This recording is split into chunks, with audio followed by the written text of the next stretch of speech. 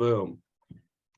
Wonderful. Thanks y'all for joining. What a wonderful crew of people we have here. We've restarted our community calls, a chance to share stuff that's going on in Arizona. We have lots of folks here. I feel like I'm not actually talking to the people in the room. I feel like I'm talking to the people who might watch the recording, but who watches the recording? I don't know who watches the recording. So I'll just speak to y'all here. I'm dominating the agenda for like the first three things. And then I'm excited to hear from Katie from Sam Labs about some stuff. And then Andy, I'm excited to hear from you about VEX Robotics, which will be great. And then we'll sign off and we'll see how long all of these things take, which will be super fun. Also, if there are things coming up that we don't necessarily need to talk about, but would be nice to have in like a newsletter or posted on our website or things like that, we've got this community updates doc. So if you wanted to add some things here, there's a chance to let folks know what's going on in Arizona. And then we'll add it to our website and send it out and things like that. Let's talk about CSPD week, which was so cool. There's our wonderful picture. I'll make it all big so y'all could see this. Did you all see this picture yet? Those of you who were here, who were there? Look at this wonderful picture. I'm laying on the ground right here. We got, who else is, Lotus, were you here for this?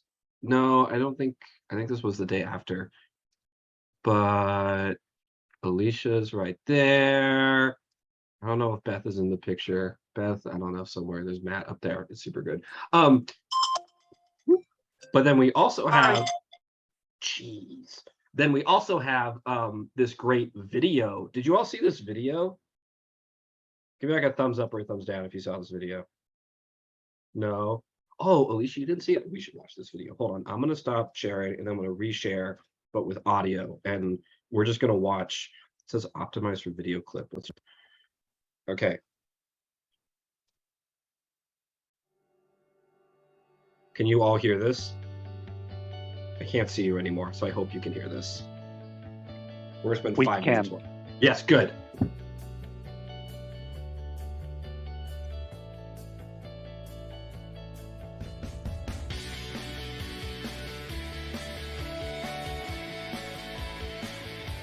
Coding this week, so I had like barely tiny bit of knowledge of coding before this, and we first learned about the microbits on MakeCode with Microsoft, and then we learned how to do their arcade games and coding. So I barely knew coding, so I learned a lot of coding this week. Well, I think the key thing for me, what I learned is that how we could infuse data science in every subject, and I think that's the most important thing, because oftentimes we think data science, we think computer science only. But as math teachers and other science teachers, we have an opportunity to infuse data science in everything we do.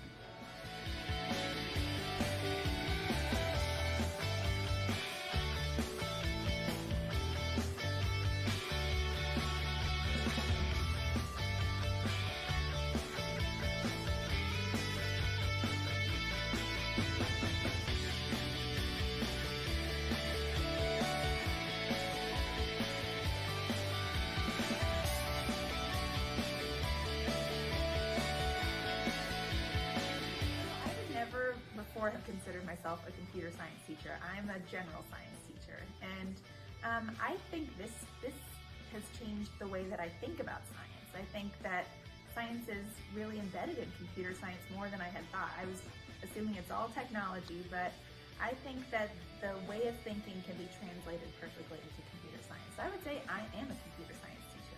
I plan on implementing robotics with my students for next year. I want to get them hands-on with robotics. We've got Edison's, rolling code drones, EdSphere, Evos, and things like that. So if it's got me excited, I'm thinking for the kids, they're going to want to keep going. So this is hands-on, showing them that they can program their robots to do whatever they want using computer science and coding.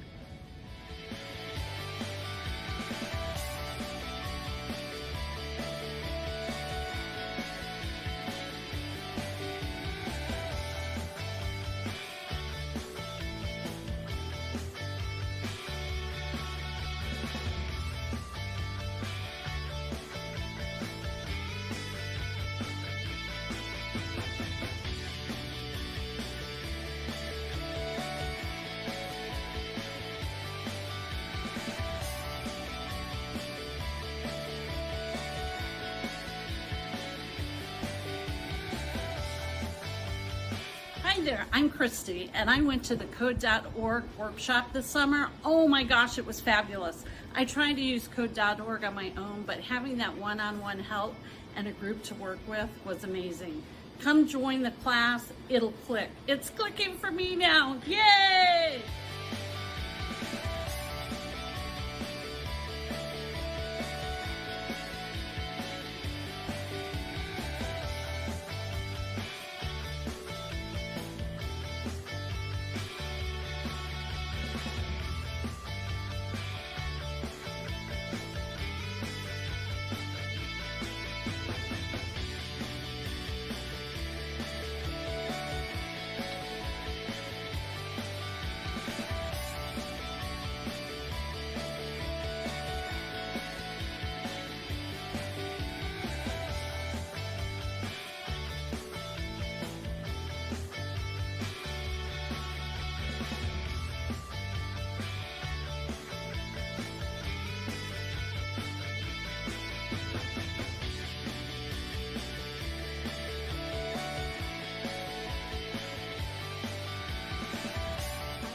This week, just blown away, and I would like to thank all the sponsors who have helped put this together. As a teacher, we're always looking for these types of resources, these types of trainings, and the opportunity to be able to do it. And I cannot thank you enough. I'm going to be able to go back into my classroom and use everything that I've learned this week. It has been so wonderful, and so I thank you. That this program has changed a lot for me. I think this upcoming year is going to be a big year for me, and I think I'm able to disperse this to my department, to other departments, to my school, to my district, and hopefully even further than that. So without them, I don't think I would be able to do that. So thank you very much. I appreciate it. That's like the end of it. I don't know why I can't see you all. Stop sharing and do it again. So that's what we did this summer. It was pretty fun. I don't know if y'all have like any reactions or things that you want to share while I re-share my screen. I have a new teacher starting at Sabino. He went there. He said it was the best PD he's ever been to. So he's first year computer science, and it made him much more comfortable, he said. So that's Aiden O'Donnell, if you met him, Dan. Oh, yeah. I have not, actually. I've met Aiden. He's great. Yeah. He's doing double duty this summer. Oh, that's so good.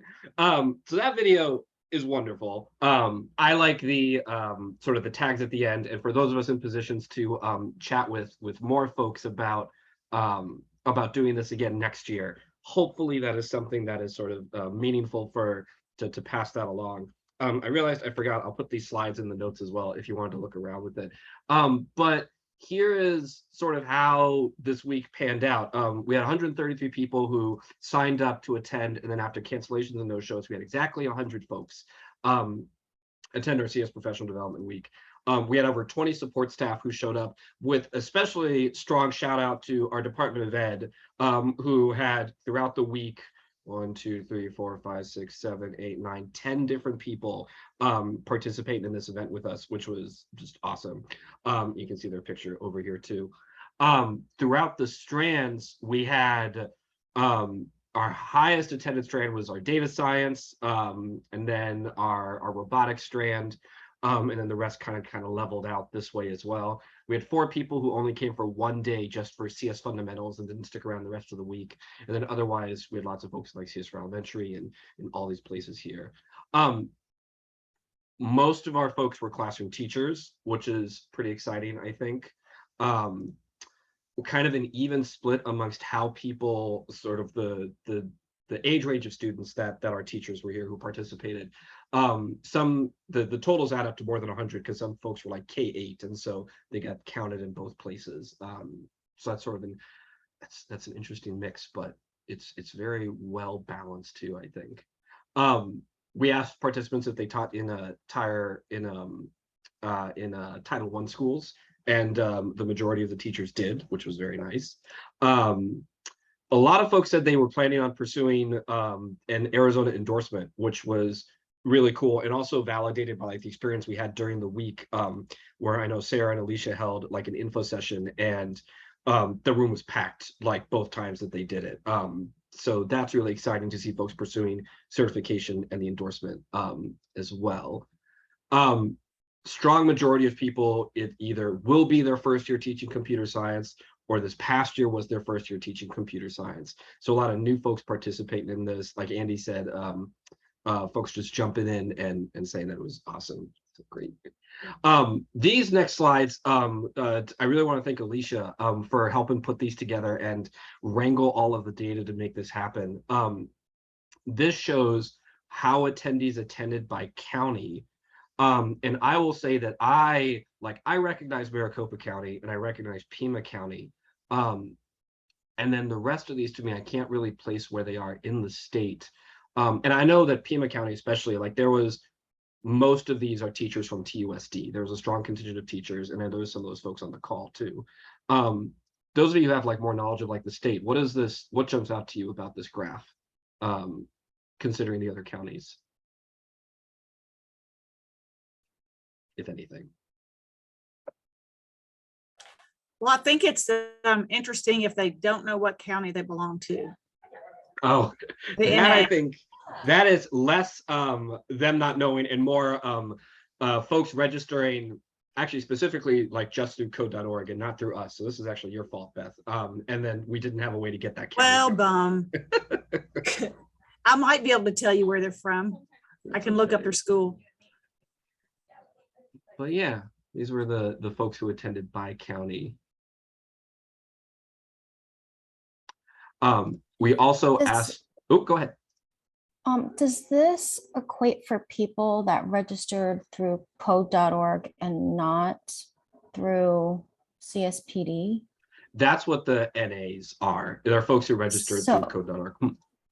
Oh, just these. These are the ones that registered through code.org. So only like 15 people registered through code.org and not us. And there's no overlap between the two. Yes. And in fact, like, okay, got it. You know, you all and like Beth especially did a good job of like making folks also register with us. So we captured most of the people who participated in like code.org workshops. There was just some that we didn't. Okay. We also asked folks their goals for the year. And the majority is sort of CS integration, which is really interesting to see. Then we have effective computer science pedagogy, expand and apply new computer science knowledge. And then a lot of things around like new CS programs or growing your CS program or like utilizing a curriculum is sort of how these all panned out. And then we also asked the district goals for CS education. And by far, the one that jumped out to me, at least, was this one. My district doesn't have a CS plan that I'm aware of. And so I know that's not necessarily a measurement of whether or not districts actually have CS plans, but it is very telling that if they do and their CS teacher doesn't know about it, like, must not be a very great CS plan. And so something that in this call before the summer break that we kind of talked about is the opportunity for perhaps some sort of like state summit, really focusing on like districts and finding ways to get them together. We had some new script workshop facilitators. Me and a couple other folks got trained to run those workshops, you know, so this seems to be another piece of evidence that like that could be a really meaningful thing to pursue. We have these teachers who came to this PD, presumably, you know, without their district necessarily knowing about it. And is there a way to like connect that to a wider district plan for like these folks here? That's sort of like the open question. I'll pause if folks have thoughts about that open question.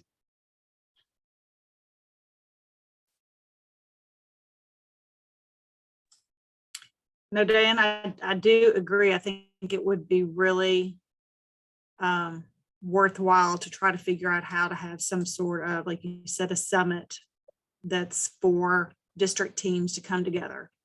And even first learning about it, but then if we could get them trained and provide information on CS and figure out how we can get them to develop some sort of a plan or pathway. So I think that's sort of, I'm leaving it as an open question, where us as like CSTA Arizona can kind of be stakeholders in this event, but I wonder if there are folks in this room also interested in something like that and like what those connections can look like. How do we get those folks in the room? Cody, I see you unmuted if you wanted to add something. Yeah, because I was trying to see if the state of Arizona had a state plan. They don't have a adopted state plan or don't have one in progress, right? We do not have an adopted state plan. Alicia has been recently hired, and I won't speak for her if that's something that's in progress. I would not be surprised if it's in progress at this point. Because I know they're getting ready to turn over a governor, so I think it just doesn't make any sense. But I think this is it's a good opportunity to build some momentum around doing that at the state level. And I'm still fairly new. I'm a guy that likes to sit in the back and kind of learn as much as possible, then try to insert myself. Do you think it'll be helpful at a district level to do this and then gain momentum from the district level, then get to the state level and say there is a need for this? Or do you think this should be running simultaneously? That's just a question for anybody. I was gonna say, is that a question for me?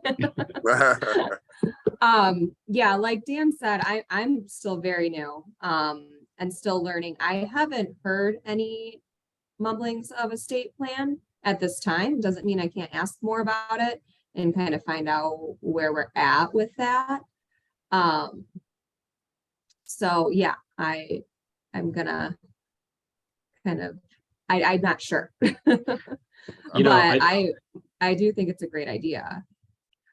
Yeah, Cody, working as a district to try and develop a cohesive plan, being a career technical education, they're looking at that career portion of it. How can we get these kids focused on getting a job? So that we had a big meeting today. We've been getting all the CS teachers in the district together to try to get something cohesive.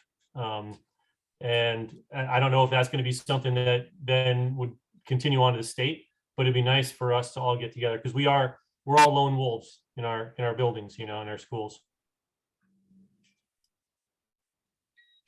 I'll add, Cody, what you described, bottom up. I think that's the story of computer science in Arizona. Like it starts with teachers. It's all these teachers, 100 folks who attended PD events without necessarily the district like having a plan for it. And so that I think is like the opportunity here. How do we support these teacher champions and this momentum? And is that something that's CSTA Arizona, like who are the partners in this? Is it us? Is it TEALS? Is it the Science Center with code.org? Like who are the folks who can help turn this from me asking a broad question into a thing that could happen at the right time? Because the other thing we talked about, like the last time we talked about this, is like it takes like a year to sort of make that happen. Like if this sort of thing were to happen, the script workshop or whatever, if that's the plan that we go to, like that groundwork gets set so that then the following year is like that implementation, which means like the next few months is like the fertile opportunity. When is the next governor come? When would y'all be selecting the next governor? I had to try to look that up real quick because I know Ducey is out of there. So is he out of there in November? When is he out? I mean, November is the election. I'm not sure when the new governor takes office. Because I think it's new. I think that if it's a new governor, I think it's new opportunity, right, to educate the next person that's coming in on this. So we'll probably need to start getting our stuff together now and building that coalition now with the teacher, especially from the ground level, from the district level, the LEA level, and then moving on up. Because that new person would just be, I'm sure they know a little bit about it or they know a lot about it, but building that momentum from the ground up would be important and doing that right now. I see Sean added some notes to the chat as well about Jaron Amelong being someone from CSTA. That's a good note for me about someone who has done this coalition leading work too. It's great. Yeah, just hearing that, I'm like, wow, this sounds really similar to a lot of the work that's been going on in California. So, Jared's always happy to like chat about that kind of stuff. It's a great resource. he's also done some previous workshops around this like hub and spoke model they have with CSTA or like Sacramento County Office of Education and supporting districts throughout the state. So that feels like another thing that I will do is the folks who have added their name and email to our little sign-in sheet. Cody, I'm going to add yours too, if you don't mind. I know you're on a phone, so you might not be able to do it. All the folks who've added their info here, I will start sort of an email chain. And then the question then is like, what does it take to turn that into a reality? If that means that we start meeting separately outside of this to sort of make that happen. That feels like a good next step. Where's the sign-in sheet? Oh, sorry, Beth. It is in the chat. If you scroll down on the August tab, trying to simplify things. Remember, I used to have like a whole slide deck and stuff like that. We just have like one thing. We're gonna try that out. I'm also not sure if like 10-minute intervals is going to work because I am now like most of the way through my 3 spots that I had, but that's okay. I knew I had 3 spots for it. I want to kind of quickly cover this next one, and then we'll talk about board elections as well. We did sort of an announcement about this, but something I wanted to put on the collective radar, especially for folks, these teachers who are interested in certifications. There's kind of 2 things that have come along that I think are useful. These teachers asking like, how do I get more hours for CS professional development so I can count that towards the endorsement? If teachers are a CSTA Plus member, CSTA has partnered and released these 2 new professional development courses that you can do online, one of which is teaching security. It's all about cybersecurity, and then about identity and inclusion for the K-12 computer science educators. These are in partnership with the University of San Diego, and it's through Coursera, and it's this little like online course that you can go through and complete, available for CSTA Plus members, and all these pieces that you can go through. And as you do this, at the end of it, you can get professional development hours that are they're CSTA developed or CSTA approved, can count towards that endorsement. So if you are someone having conversations with teachers and they're wondering like, how do I continue to get high quality online professional development? This is a great opportunity. The other one is through this program that's InfoSys. They have this online platform called Pathfinders. It's on, I don't really know what to call it. It says on Wingspan, but they also have these online professional development modules that teachers can participate in. They've been doing this Summer Institute, and so this used to have more tiles here, but some of these have finished. But these are also online courses that you can participate in, or that teachers can participate in to, again, earn professional development hours to count towards that endorsement. And there's other pieces here, some K-5 lessons. This is new. K-12 teachers. So like some Python lessons, some microbit and CS. I remember this was a big one. You can see the provider down here and like NC-WIT, all these other pieces. I just remember there were a lot of teachers asking at CSPD Week, where do I go to get more hours? And these 2 things have come along in a way that like they are vetted, they are representative of other things that teachers can do to get those hours to count towards that endorsement. So I will stop there and pause if folks had any questions about those. Cool. The other thing that I will talk about for 5 minutes is the fact that we're going to do elections. We have elections coming up. And so CSTA has a board. Look at all these wonderful people. Many of you are here in this meeting. I realize that Jared, you're not in any of our pictures, even though you're a part of this. I just got a message that my connection's unstable. I hope you all can still hear me. There we go. We're Here holding. you are. We supposed to be viewing a screen? Oh my goodness. I forgot I wasn't sharing my screen. This whole time that I've been talking, when I'm like clicking on things and I'm looking over. So you all didn't see this as I was like looking at this stuff. Beth, I'm so sorry. Thank you for interrupting me. Wow, that must have been so boring for you. I'm so sorry. Oh my goodness. Can you all still hear me? Am I still around?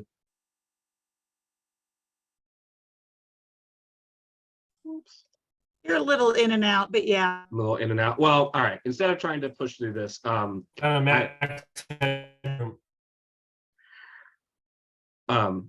am embarrassed that I was talking for so long and not sharing my screen. So that's funny.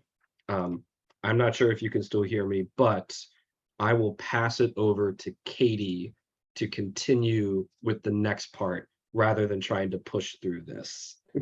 Awesome. Dan, we can still hear you. Thank you for humbly passing it on to me. I'll try to remember to share my screen. And while I do that, I'll also try to talk and introduce myself. Hi, y'all. I am Katie. I am currently working for SAM Labs, which is a K-8 STEAM and coding company. I'm working on sharing my screen, so I apologize for like talking at an odd pace. Hi, I'm Katie. I'm a former teacher. I taught 8th grade language arts, and I also taught or did a Girls Who Code club. Today, Dan has been kind enough to let me hijack your meeting for 10 minutes to talk about SAM Labs. As a former teacher, I hope that I share something at least relatively useful or feasible for you guys, and that if you're interested in learning more, or you know someone who might benefit from hearing about it, you pass this along. So SAM Labs, we're a K-8 STEAM and coding company. Our dream is to have given 100 million students computational thinking skills. And we phrase it as computational thinking skills because we know that there's a lot that falls under that umbrella in terms of skills that can like be taught and then used in tons of different ways.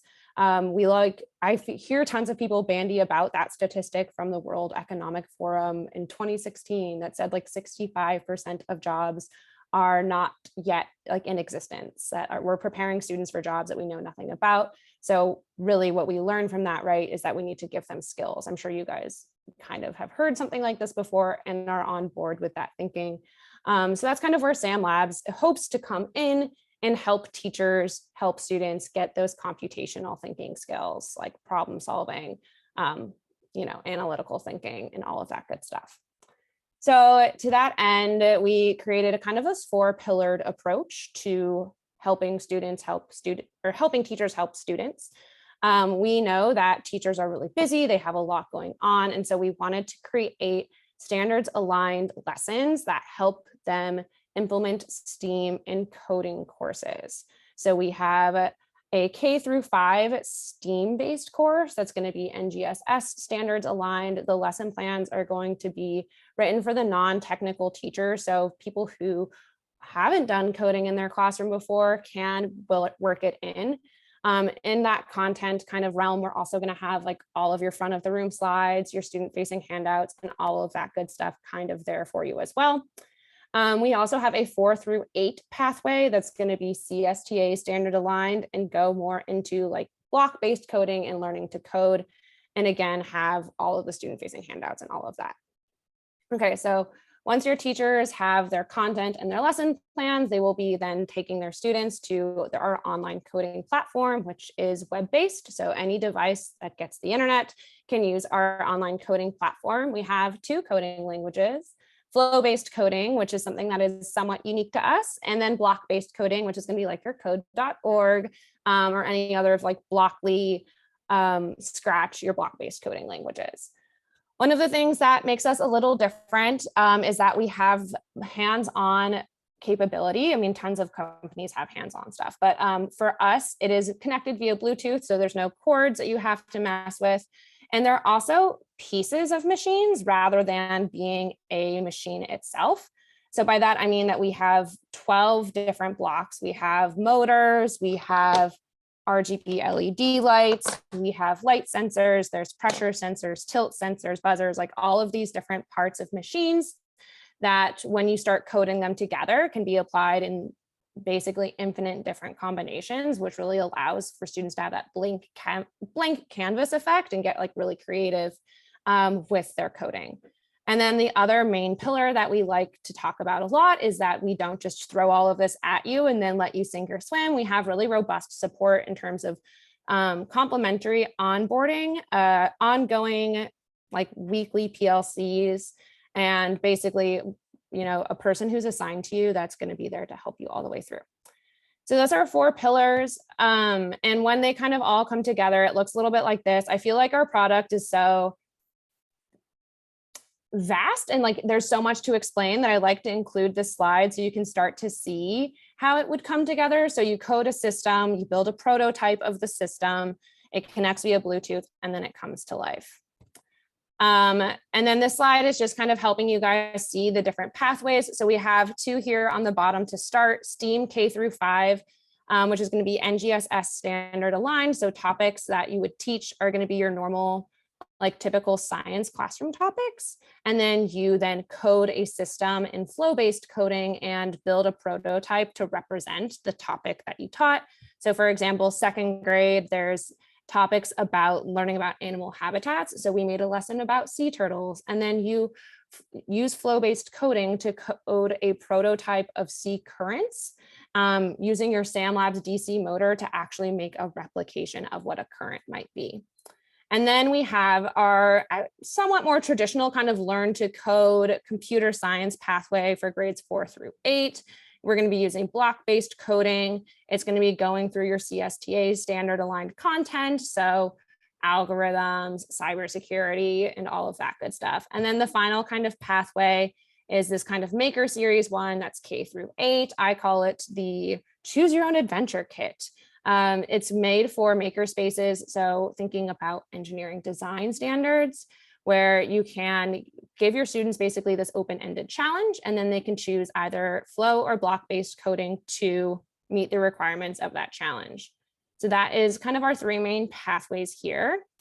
And then I just wanted to give you guys a quick chance to see, I don't know why I exited full screen, what SAM Studio looked like, or coding a project looks like. So here, this would be your student and kind of teacher landing page. You can create projects. I want to show you guys SAM Space because I feel very proud and excited about our flow-based coding. To me, it's a really good way to teach the logic behind coding without burdening students with tons of language. If you've ever seen block-based coding, you know that you have to be able to read basically to use it. So this is a really good option for introducing coding and computational thinking for students who are pre-literate, who are still learning English, or for any other like various needs. It's also just really intuitive and very fun. So the 3 things to know are that your inputs connect to your outputs and are modified by behaviors. And we have these 3 tabs at the bottom here. So one of the examples I always use is you might be talking to your students about how a street light works. Like, do they just turn on? Are they on timers? How do they work? Well, one way might be that they are connected to light sensors. So you can drag and drop your light sensor input. If we're talking about street lights, your output could be represented by an RGB LED light. And then we just have this drag and drop. It's almost like a virtual circuit to connect my input to my output. So right now, this system is 1-to-1, meaning more light sensed by light sensor equals more light outputted by RGB LED. Our blocks have settings. For now, I'm just changing the color so it's easier to see. But so as I move my virtual toggle, we have more or less light. The more exciting part comes in when you start modifying your system by behaviors, right? So right now, this is not a street light. Our street lights don't get brighter the sunnier it is outside. It's quite the opposite, actually. So to change my system, I start introducing a compare block, and I can change the settings here. And you might have a little math moment with your students, but we want our light to turn on if it's slightly dark outside. So as the sun sets and my light sensor, has less value detected, then eventually my light sensor turns on. So that's a really, really quick demo of our flow-based coding. We, of course, also have block-based coding. And I know I'm getting to the end of my time and I don't want to take more than I'm allowed, but I wanted to quickly show you the content hub. This is where we have 10 lessons per grade level K through 5, another 10 lessons per grade level 4 through 8. I don't know what that math adds up to, but it's a butt ton of lessons. And in each lesson, you're going to get, again, the resources I quickly was talking about at the opening, but if my computer would load, lesson plans, slides, step-by-step, formative assessments, handouts, Nearpod versions of all of the above. And that is the quick overview of SAM Labs. I'll go back to my slideshow that I did put in the chat, by the way, in a PDF version. And if you guys have questions, thoughts, or feelings, please feel free to share them now, and then I'll be done. Katie, that was great. Thank you so much. The flow is really cool. Do you know if there are any like schools or teachers in Arizona who've kind of latched onto this yet? Do you have any of that data? You know, I was thinking as I was sitting here that I should know which schools in Arizona have it. And I'm certain there are some, but I don't. So my role lives on the sales team, and at our company, once they're out of sales, they are in customer success. And I have to explicitly ask for that. And I didn't in preparation. So I'm sorry. I do know that we're doing this big implementation in Palm Springs, like all of their elementary schools. We are big in Portland. We're, you know, blah, blah, blah. We're out there. We're still kind of a small startup, but we are out and about. You know, so that brings up another piece, you know, so like you have these implementations. What is the path that you find teachers or schools tend to implement this? Like, is the pathway that a teacher reaches out and they start doing it in their classroom, or does a district reach out and they tend to do it? Does a district get a grant and that's something that brings this in? Because Yeah. I mean, not everything that you've shown us, I think, is free, right? At some point, there's some sort of paid piece, right? Yeah. Oh, I didn't know that Dan talked about in the chat. He said Presidio schools in Tucson. That's great. Oh, But great. anyway, so what has been your Thank you. experience about like pathways to implementations that some folks might take away? Yeah, so we are, I think, all of the above in terms of pathways to implementation. We don't say no, but commonly the way people have the most success is basically asking. I think principal level is a really good way to ask your principal for the funds and then receive them that way. I think like when a whole district implements, it can be a little hairy, right? Because we want teachers to have some autonomy and some say in things like when they have choice. So, you know, all of the above is the answer. We do have grants right now. We have our back to school kind of discount going on as well, which is like $400 off per classroom. And I mean, we got a ton of people in with ESSER funds, but I know that those are now Right. kind of that moment done. passed. Yeah. Yeah. Well, cool. Well, thank you so much. I really appreciate it. And you know, with the there's this sort of physical component to it, and that is perhaps like a segue into the next thing on the agenda. Where Andy, are you ready to share a little bit about VEX Robotics and what's going on? Sure. Mine is not going to be nearly as good as Katie's. I'm not a rep or anything. About 2 hours ago, Dan emailed me and said, "Hey, we got a 10-minute slot. You know, talk about VEX." So, but I'm real passionate about it.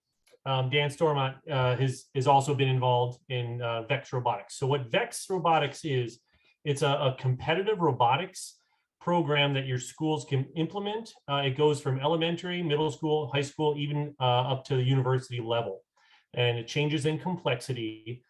So I was an athlete through college, and I've always, when I started teaching, I wished that there was competition at the school level. So when I taught math for a bunch of years, I did some math competitions. They were fun, but it was like an exam. You pick a few kids, they take an exam, and they would combine the scores and they see who wins. But what this is, it's the kids actually build, design robots, and they can compete against other schools. They can get up to a world level. So I'm going to show you a video here of what this year's high school competition is. Let's see if I can have the right page here. Let me minimize my screen. So this is just like Katie. It's going to take me just a sec to realize which page I'm on here. There we go. All right. Are you guys seeing? You got to remember, don't be like me. You got to remember to share your screen. Don't pull it Did you down. not share? Nope, we don't see it. Oh, it's showing 1 and 2 because I have multiple screens going at the same time here. So I don't think I've ever done this. So I'm hitting share screen, clicking on the nothing. Oh, we see. We got a black screen. There you go. Okay, good. All right, it's switched out of the VEX spin up is what I wanted to show you. Yeah. All right, so what I'm going to show you guys is this year's competition, and just to see how dynamic these are, and then I'll talk a little bit about what this is like, and just something for you guys to think about as you're working with other schools, something to talk to them about.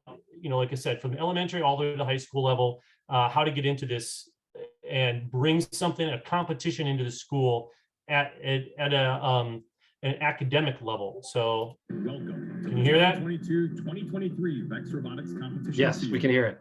Year's game, VRC Spin Up. VRC Spin Up is a head-to-head game that is played by two alliances, one red and one blue, made up of two teams each. The primary game objects in VRC Spin Up are yellow foam discs. Discs are 140 millimeters in diameter and 20 millimeters thick.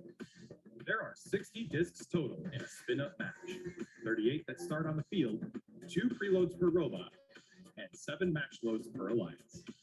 Discs can be scored in the 2 high goals, 1 per alliance, at opposite corners of the field. Each disc scored in a high goal is worth 5 points. Robots that are aiming for the high goal had better be accurate, because underneath each high goal is a 1-point low goal for the opposing alliance. In addition to launching discs, robots can also spin the 4 rollers mounted to the field perimeter.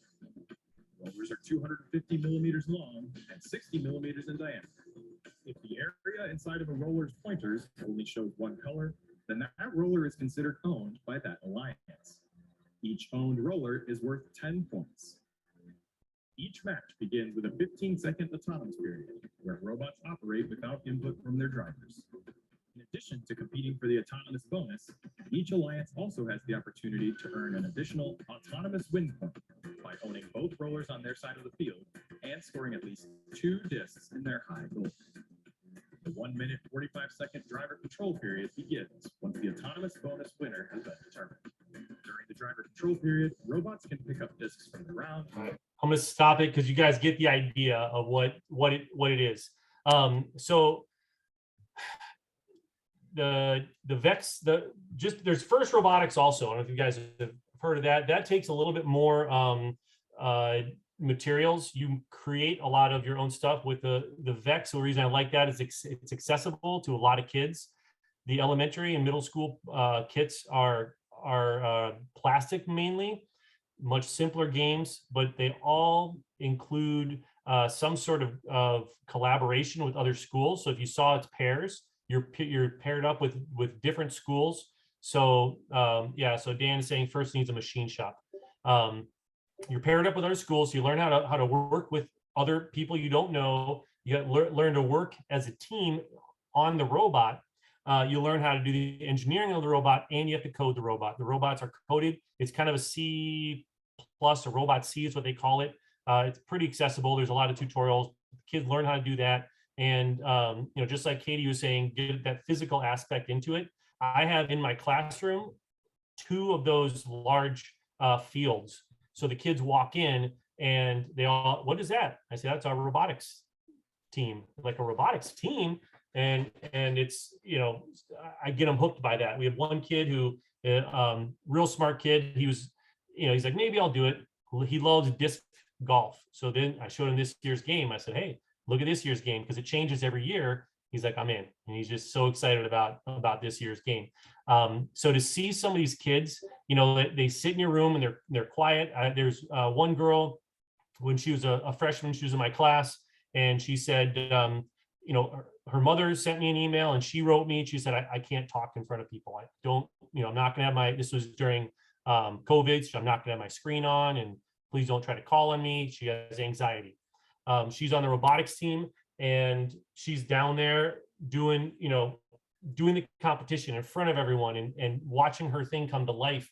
And she's actually now gone with me to other classrooms and presented, about VEX. So, and this is what really brought her out to have to work with a group of people. So it's something that I've seen really develop in the schools, and even within the schools, or within multiple schools, these kids develop friendships. They, develop these coalitions that continue. A lot of peer groups in my classes it was the robotics club and they would, even after the competitions were over at the end of the year, they still would sit and meet after school. I'm like, we're done, guys. And they're like, yeah, but these are my friends now, so it's a really cool thing. For us, we don't put much money into it because we've got grants. There's tons of grants out there. It's easy to use tax credit in Arizona for this kind of thing, fundraising, because once you buy, a set, our kits are metal, and it's this year, I believe, for a full kit, it's about $1,800 now. But once you get it, you've got most of your stuff, and that's, it's not a big investment after that. We get a lot of teachers who are real nervous. They say, I don't know anything about robotics or any of this stuff. It's not about you, it's about the kids. They have to figure it out. And the fact that there's a competition in there, they don't want to fail. And it just brings this a little higher level out of some of these kids. So it's a lot of fun. It's something as you're working with schools and people are saying, what else can I do? I want to bring something else in there. Try to talk to them about that. And Dan put in the VEX Robotics, the website. I was going to put that one on there as well. If you click on that, you'll see some of the different products. You'll see the different levels it can go to. We have a private school in town here, and he started off with one team. Now he's down all the way to the elementary school. He's got teams. He's the only one who does it. I work with a partner because I have kids at home. It's just easier to divide and conquer.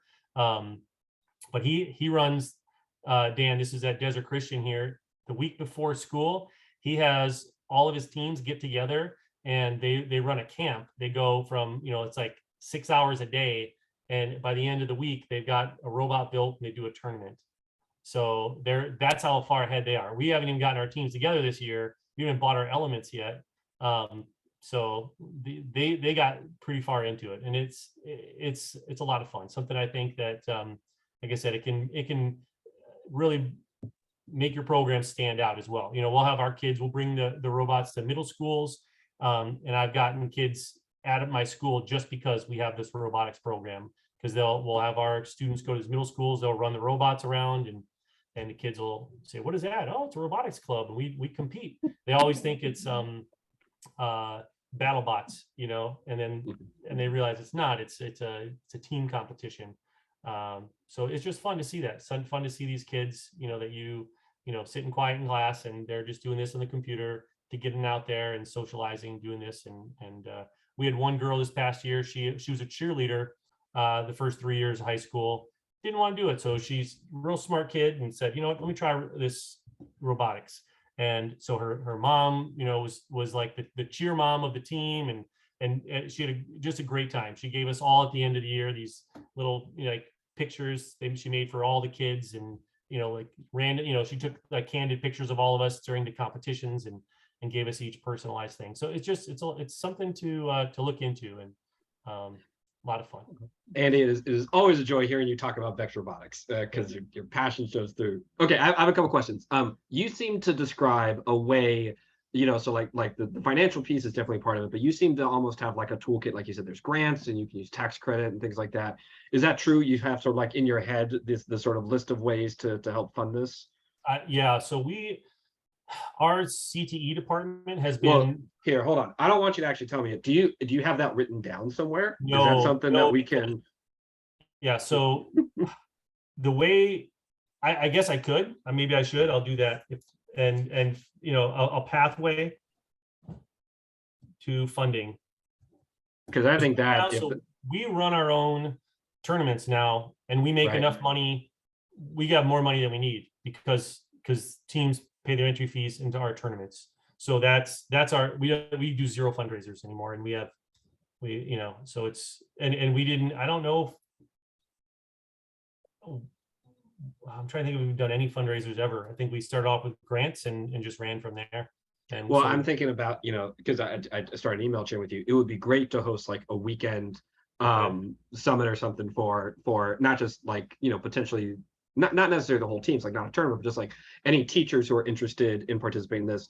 Because the program spread a ton in Tucson. And I know that there's folks up in Phoenix too. Like, what would it look like early in the season to run some sort of like for those teachers who are kind of interested in it, or like they're inheriting the program, but they're not quite sure what that looks like. What does it look like to get them together for a half day on a weekend and like say, here's what that looks like. And is part of the thing that gets them there, this like funding doc, this thing that says like, here's how you can raise money for this.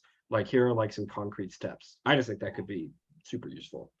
Yeah, we could definitely do that. I could, even talk to the other VEX sponsors and get ideas from them, what they feel, how they started, because we had so many schools started in town that we could, I'm sure, figure out a way that they all did it, because they all raised the money somehow.